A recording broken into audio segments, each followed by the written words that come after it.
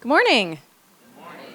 This is my first time here in Milwaukee at the Citywide, so I appreciate you being here. Tom, thank you for the warm introduction. Thank you for the invitation, Dick. Thank you to Alverno for hosting us here. I am on the clock, so I'm going to make this as quick as possible. But as Tom had mentioned, I'm the president and CEO of VARC. We provide services for people with disabilities. We serve about 1,000 people annually from La Crosse to Racine and a lot of places in between. And I share that because I want to share just a little bit of a portion of my journey through servant leadership thus far. I've been at the organization for 24 years about, and leadership isn't new to me, but this role as the CEO was. And I've been in it about 6 years, so my servant leadership path had started right about that time when I was introduced to the concept through a talk that I had attended at Viterbo University with Tom Thibodeau. And I want to share just a couple of anecdotal stories really briefly on what that has looked like and what that kind of transformation from this hierarchical leadership style to servant leadership has looked like for me, and try to share a couple practical things that you can take home. That was a great note for whomever had noted that. So the first story goes back to when I was first starting in this role, and as a young female CEO, I had a lot to prove. And some of you may feel like you're in that same kind of position. Male, female, older, younger, whether you're tenured or not, sometimes in leadership and management, we feel like we have to do some things for other people to respect us and to trust us and to be able to be guided by us. So I really needed to take a look at working on the way in which I redesigned some of the systems that we had at VARC. So the first story is with regards to a director that I supervised. And we went through a performance review. Anybody have those in your work? Okay.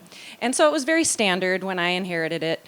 Changed some things, which I thought was really great. Instead of this, we made it that, and it seemed really more engaging. Instead of me just telling the person, this is where you lined up, we added in this other component where they would also give their own feedback, and that's kind of standard. So I thought, all right, we're making progress on this. Met with one of my directors, and she was a good high performer, and her responses were very positive in self-reflection, and mine were also, it wasn't bad, but they were targeted towards some of her growth and some of the things that I wanted to see her keep moving forward on, and she didn't receive that very well. The method by which we had this system was, you tell me your score, I'll tell you what your score is, back and forth, 1 through 5, and they didn't align. And then it ended, and she sat with that, and it didn't feel really great for her, and she ended up leaving. There were probably other elements going on too, of course, but that was a big driver to launch her into seeking out employment elsewhere. And I lost a big home run hitter. And that made me think about what is that situation doing not only for that person and our relationship, but for other people in the organization as well. We employ about 525 people. A half of those are folks with disabilities that we serve, and the remaining folks are staff, and they all receive reviews like this. So what we did is I charged my HR manager to disrupt this entire system. This thing is not going to work. I was right in the midst of learning more about the concepts of servant leadership, and I decided to look inward in my own experience, but also have this relate to all of our other directors and managers, and think about what it is that we were offering to the employee during that review period. So we built in other things like, so we totally revamped it into a roadmap, and it's an acronym. It stands for all kinds of things. But the critical component is that we removed the scale system, which really makes people focus on how am I being graded, and less on talking about the narrative and giving examples about what their performance actually looked like given the course of the year. And also added in SMART goals. And this is probably familiar language, but giving people something to attach to and move forward through on their own personal professional growth, not the deliverables of their department. And then also asking what resources and guidance do you need in order to get through that for the next 12-month period. Okay, so that's one.